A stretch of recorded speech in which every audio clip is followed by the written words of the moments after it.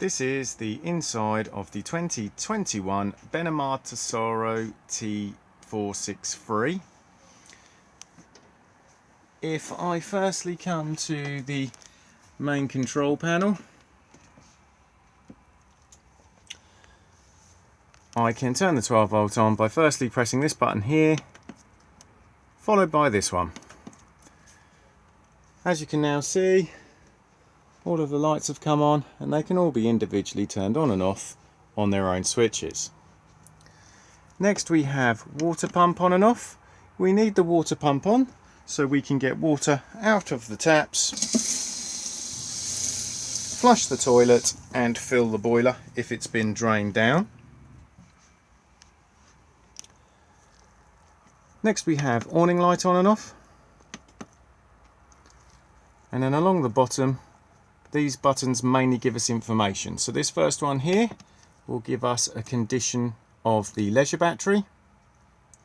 This one here will give us a condition of the vehicle battery. This next one will give us an indication of how much water is in the fresh tank. Whenever the grey water tank needs emptying, red light will begin to flash next to the waste tank symbol just here, letting you know. When the fresh water drops to the last amber, again you'll get an amber light flashing here just to let you know you're getting low on water, and if either of the batteries were low, again you will get flashing indicators. This button just here controls the illumination of this control panel. So just hold it in and it works like a dimmer.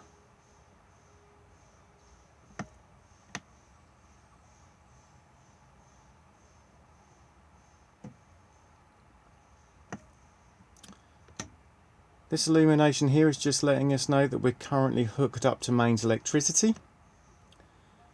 And you will get an illumination just here when you start the engine of the motorhome to let you know that the alternator is charging both leisure and vehicle batteries. You do have to have these two buttons on for this to work.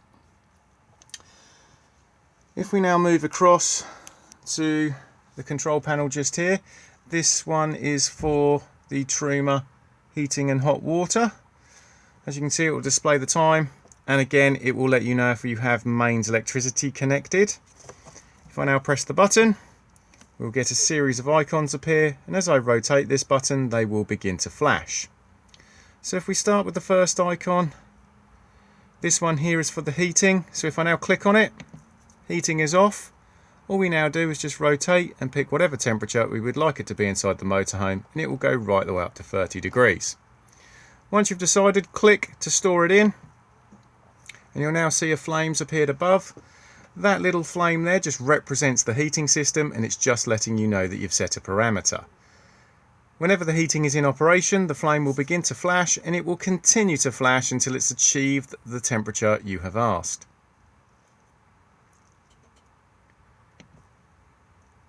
If we now move across to the next icon, this one here is for hot water, and again if I now click, hot water is off, and if I now rotate, we can heat hot water in eco mode, which will give us a temperature of about 40 degrees. If I rotate again, we can heat the hot water in hot mode, which will give us a temperature of about 60 degrees. And if I rotate again, we can also perform a boost on the boiler. The boost was mainly designed for if there's going to be more than one of you having showers in quick succession of each other, or if you just want hot water very quickly. If you do perform the boost and the heating's running, it will turn the heating off because it needs to use the extra power to perform the boost. And again, the icon will continue to flash until it's achieved the temperature you have asked. Next we have power source selection. So at the moment, to do both heating and hot water, I am using mains electricity using 2 kilowatts. If I rotate the button, I can lower the power consumption to 1 kilowatt, which is very handy if you're on a low amp site to try and avoid tripping. If I rotate again, we can use dual fuel if it is available. So a mixture of gas and mains at 2 kilowatt, or a mixture of gas and mains at 1. These settings are very handy, especially in the winter months. This way you will get up to temperature very quickly, and it will only consume gas as it's required. Lastly, if you have no main supply, you can solely run on gas. And as you can see, it will change. So we have gas and mains electricity at 1 kilowatt, gas and mains electricity at 2 kilowatts, mains electricity at 1, and mains electricity at 2. Next we have the circulation fan for the heating system. So currently the fan is in eco mode. You can turn it up to high. If I now go back and I turn off both hot water and heating, and now return to it, we can also use it to vent the motorhome. The fan has a fan speed from 1 to 10, and it will then just circulate the air around the motorhome on a warm day. If we now drop to the lower icons, this first one here is for a basic timer. So if I now click on it, it will ask you when you would like it to begin, and then stop. And then once you've done this, what you would like on for that period.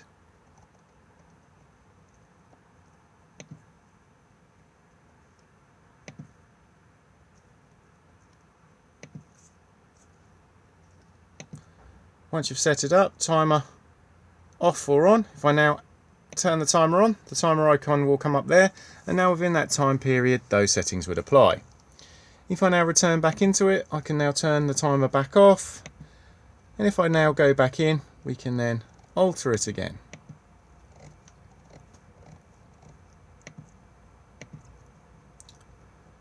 Next we just literally have clock set,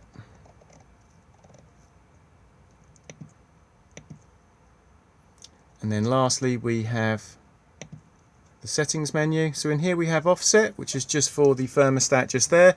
If you don't think it's quite correct, you can just slightly adjust it. Temperature, just if you prefer it displayed in Celsius or Fahrenheit. Brightness of the screen itself. 12 or 24 hour clock. The language. Index, which is more for the technicians, it just lets them know what software it's running. And then lastly, full factory reset. From time to time, these control panels can throw up error codes. They will usually be something relatively basic. So if you're trying to run the system on main supply and you're not connected or you've tripped, it's going to let you know that it can't find mains. If you're trying to run the system on gas and your gas bottle's not turned on or it's depleted, again it will let you know. Error codes will usually appear as a warning triangle and a series of numbers and letters on the screen itself. And then if you look in the manual, Google it, it will then tell you what the problem is. If it's something relatively basic that you can sort out yourself, once it's been rectified, the error code will usually just disappear. If it doesn't, just go back to the warning triangle and double press the button, and then it will sometimes display no error and then disappear. If that doesn't work, if you still have anything running like I do at the moment up the top here, just make sure that everything is turned off, because it can reassess a lot faster when it's not trying to do lots of things. If this still doesn't work, I then always suggest the good old-fashioned turn it off, turn it back on again. And the way we do this is just by holding the button in until it says off. If when you turn it back on you still have an error code, I then always suggest doing the factory reset, because sometimes that's all these control panels require. This particular Truma system can be controlled via the Truma app. If you are going to use this, you need to download the app to your device. Once you've done this, make sure your Bluetooth is turned on and then launch the app. And it will then ask you to come to the iNet box. The iNet box in this model is just located above the microwave. You can see it just here. It will then ask you to press the Bluetooth button just here. It will then send the Bluetooth signal out and you will be able to connect up to it. Once connected, you will be able to control your heating and your hot water locally via Bluetooth through the app. What you can also do is purchase a pay-as-you-go SIM card and register this through the app. The SIM card slots in where my finger is just here, and then you will be able to control your heating and your hot water from much further afield. Whilst we're up here, we also have in here the digital amplifier for the television aerial. On and off just here. Control the boost just here. And then fit your TV on the bracket, and then it all plugs in just back here.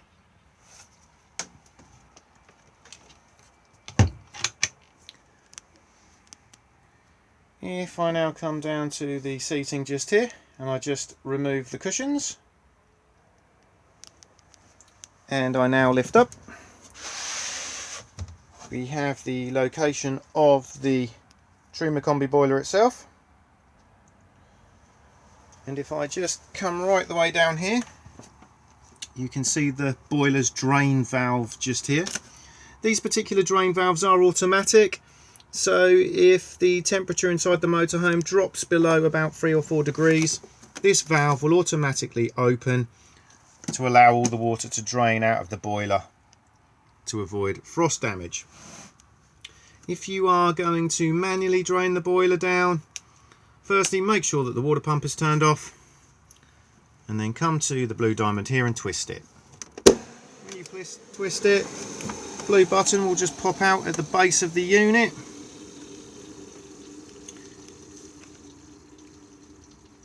Then all you need to do is also go around, open up all the taps inside the motorhome as well, because this will help release any airlocks in the system and make it drain off much more efficiently.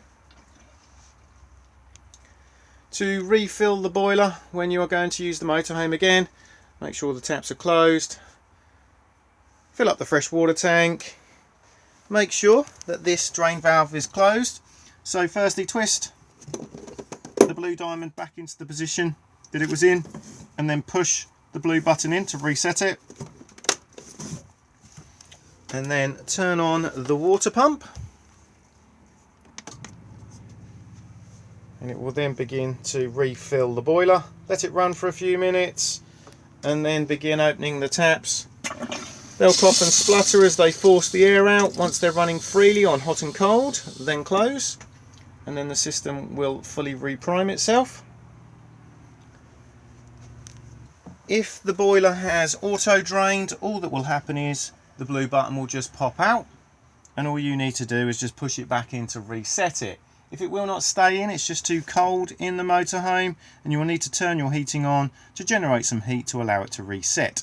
The only time we're touching the blue diamond is when we're manually draining the boiler down. Also in here we have the main strip switches, so similar to what you would find in your house. You can also see the test button just there, so if anything is not working on main supply, just check to see whether or not you've tripped. We then also have the 12 volt fuses just here, so again, if anything is not working on 12 volt, just check to see if you've blown a fuse. To be fair, if you're going to blow a fuse in this particular model, it's going to be one of the yellow 20 amp fuses, and it will be the one for the electric drop down bed. If you have too much stuff on that bed and you try to put it back up again, if the motor goes under too much stress, it will pop a fuse to protect itself. We then have the battery charger just here, so just make sure that nothing is obstructing this to avoid it overheating. We then have the other part of the battery charger just here, and the solar panel is linked to this as well, so you can actually view what it's up to.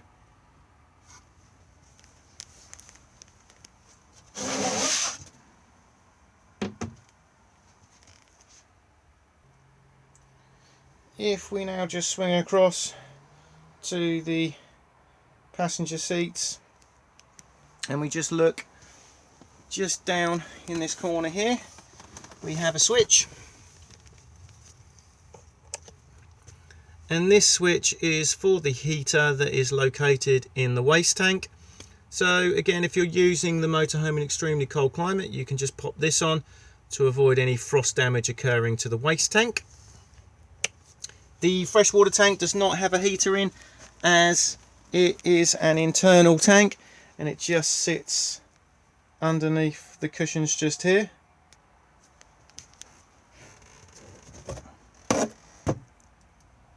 So we have the water pump just there, and then we have the fresh water tank itself. You can gain access into the water tank just here by unscrewing the black cap if you want to give the tank any additional cleaning.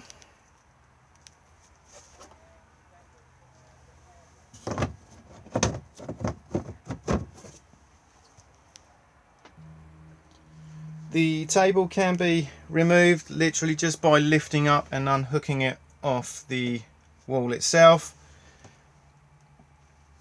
It also has an extending dining feature. Just pull down here and then actually just rotate the table out.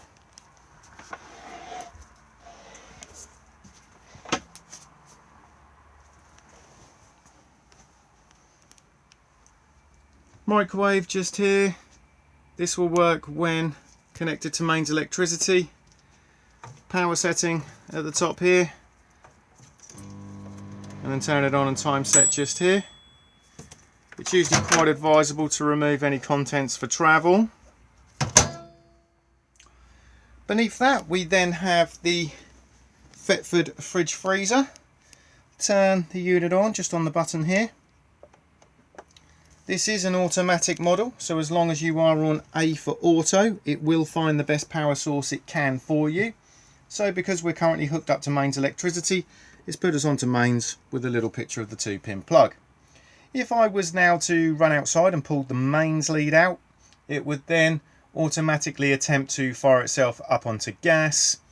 And then as soon as we start the engine of the motorhome, it will then automatically flick over to 12 volt maintain to keep the fridge cold whilst on the move. As you can see, the screen will disappear after a few seconds, but you can still see that the unit is on by the little blue light. To review what's going on, just tap the button. So if I now press here, I can actually take it out of auto, so I can manually put it onto mains electricity. I can manually put it onto 12 volt maintain. The reason it's flashing and we've got an error code just here is because the engine's currently not running. And then we also have manual gas. But to be fair, auto is the easiest function to have it on. Temperature control just here. And then lastly we have the unit's heater jacket on and off.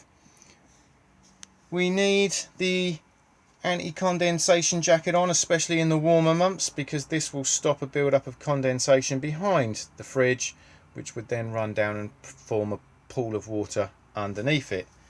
In the colder months, it doesn't necessarily need to be on.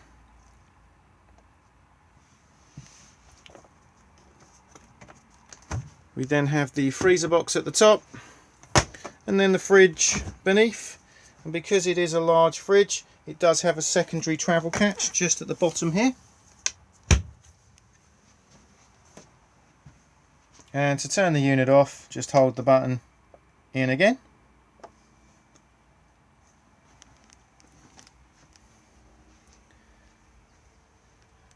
Extractor fan just here, so we have light on and off, and then fan on and off. We have the electric hot plate. Like the microwave, will work when the motorhome is connected to mains electricity. And it just operates here. And then we have the 2 gas rings. Just push in, twist and push the igniter.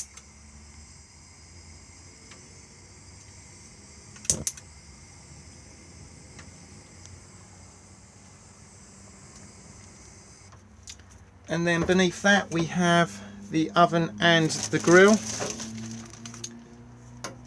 push in to the left for the oven.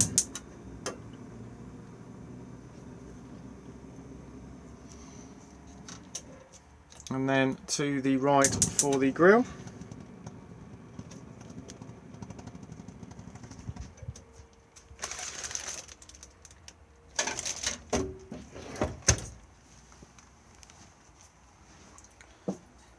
Cutlery drawer just here, but also just tucked up here are the gas isolation taps for the motorhome. So we have fridge, barbecue point, heating and hot water, and the cooker. They're all in the on position, and quite frankly they can all stay like that. I always say these are more for maintenance than anything else. If you do smell gas in the motorhome, go to the source and turn the gas bottle off.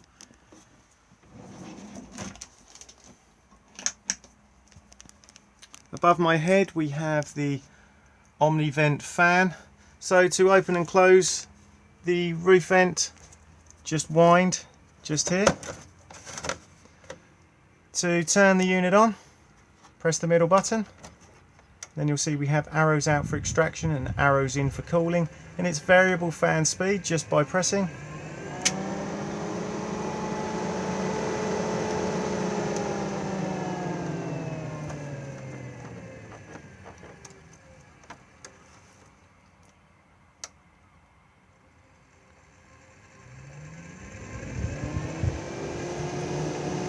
Do make sure that all roof vents are down for travel.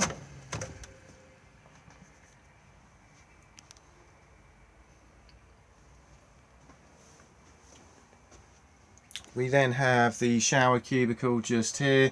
Do make sure that both shower screens are secure for travel. And then we have the Thetford toilet. To open to the cassette, just slide the lever across just here. Push to flush just here. And then close back up again. If this has been left open and you try to remove the cassette from the outside, it will not come out. So if you do feel resistance, just make sure that nobody's left it open.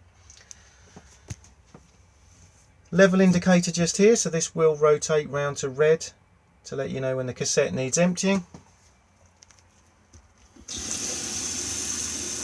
Then we have the basin.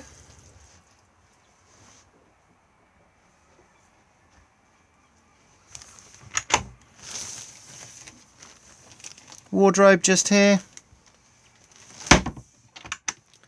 Access to the garage through here. Then we have the drop down steps so we can get into bed. You can also pull this section across and then drop in the infill to have it as a large double bed, and then you just use the ladder from the garage and just pop it onto here.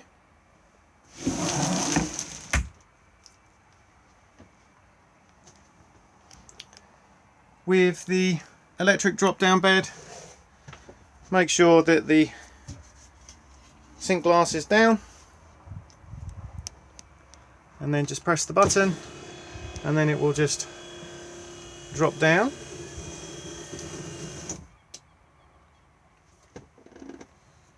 Attach the ladder just here. You can also see that you can put up all the netting all the way around. Light switch just up here.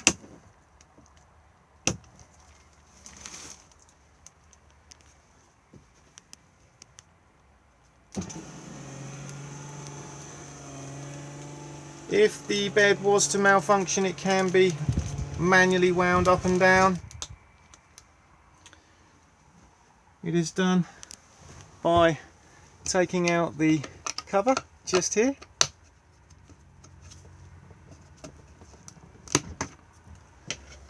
And then just tucked up there is a 13mm nut, and then you have the winder just here.